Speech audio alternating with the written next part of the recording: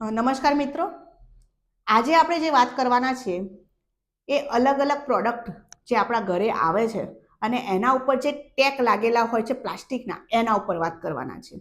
જેમ કે દેખો, અમે થોડી ઘણી બધી વસ્તુઓ લાવીએ છીએ ત્યારે અલગ અલગ પ્રકારના ટેગ એની ઉપર લગાવીને આવે છે. જેમ કે આ એક હતું, તો આ જે સોક્સ છે, મોજા છે, એના ઉપરના હતા.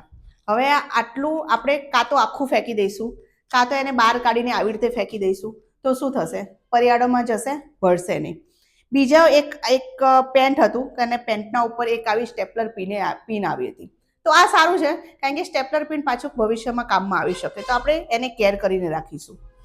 હજી બે ત્રણ બીજા પ્રકાર આપણે જોઈએ કંપનીના, તો ઘણા લોકો આવી રીતે આપે છે, ઘણા લોકો આવી રીતે આપે છે, ઘણા લોકો આવા ટેગ આપે છે, તો જેને આપણે શું કરીએ છીએ? ફેંકી દઈએ છીએ. હવે આટલા નાના ટુકડા આપણે જ્યારે ફેંકી દઈએ છીએ ત્યારે એ રિસાયકલિંગ નથી થતા.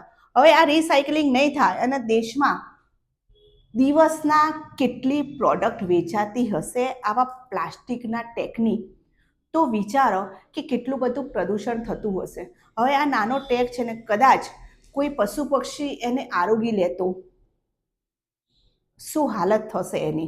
તો મહેરબાની કરીને જો આવા ટેગ હોય અને તમારા પાસે આવતા હોય, તમારી કપડાં છે કે તમારી પ્રોડક્ટ છે, કોઈ પણ પ્રોડક્ટ લાવો છો એમાં આવતા હોય, તો તમે એને એક ડબ્બીમાં, જેમ કે અમે એને એક ડબ્બીમાં કેર કરીને રાખ્યા છે, તો આવી રીતે એક ડબ્બીમાં કેર કરીને રાખો અને રિસાયકલિંગ થઈ શકે એવી વસ્તુ છે તો રિસાયકલિંગમાં આપી શકો છો. બીજું, મને એક બહુ સરસ વસ્તુ ગમી કે આ જે એક છે એ કંપનીના જે અમે શર્ટ લાવ્યા હતા, તો એ શર્ટમાં બિલકુલ ક્યાંય ખાલી ધાગાનો ઉપયોગ કર્યો છે, ક્યાંય પ્લાસ્ટિકનો ઉપયોગ નથી કર્યો.